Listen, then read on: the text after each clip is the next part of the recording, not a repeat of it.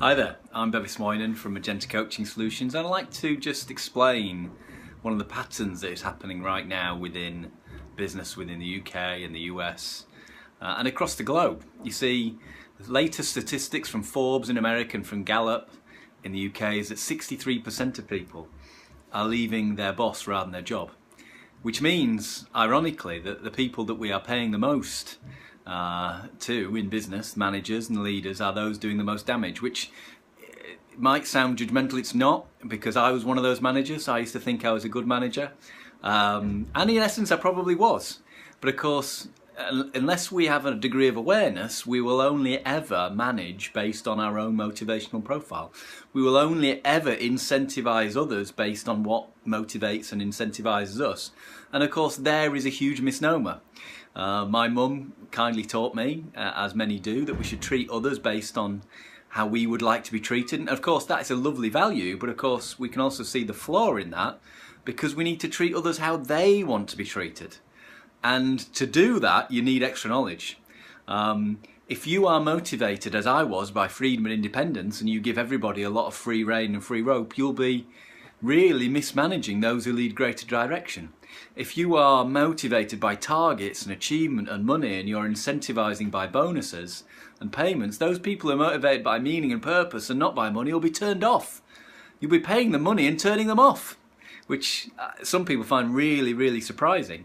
If you're managing and motivating somebody who's motivated by specialisation and mastery, and you try and funnel them up into management positions, you'll not only be turning them off, demotivating them, they'll also end up demotivating the people that they end up managing.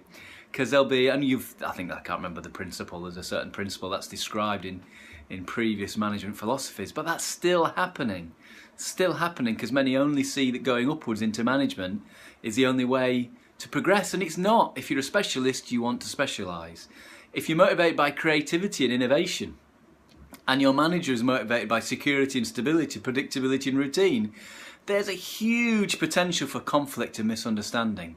And many of what we call personality conflicts are absolutely nothing of the sort. It's just that people in business are motivated by different things, and therefore managing and communicating in different ways based on what motivates them, and then there's conflict. In the previous video I talked about the conflict between money and competition, builder versus meaning and purpose searcher. The conflict for the director, power and control, versus creativity, innovation, or the friend or the spirit, friend being wanting good relationships and the spirit wanting freedom and independence. So there's all sorts of these different conflicts which when you understand that as a manager, if you are aware that just how easy it was to map your team and to map your organisation, and you then understand that actually how motivated every person in the organisation is, what motivates them and what you can do about it. Many people nowadays use engagement surveys. Engagement surveys are great. But some people in business, some senior managers and leaders, I know because I've had these conversations, they feel like those surveys give them the problem but not the solution. Well, I can absolutely guarantee you that motivational maps provide the solution. They tell you what the issues are, where the issues are, with what people, with what teams, in what departments, and are really specific in what you can do about it through increasing awareness. And the other beautiful thing is it doesn't cost the earth compared to some of these other tools out there, and gives you much more meaningful results. So if you would be interested in trialling a complimentary motivational map yourself, more than happy to throw some of my time in explaining what the results mean. Please don't hesitate to get in touch, bevis@magentacs.co.uk, or alternatively feel free to contact me via social media.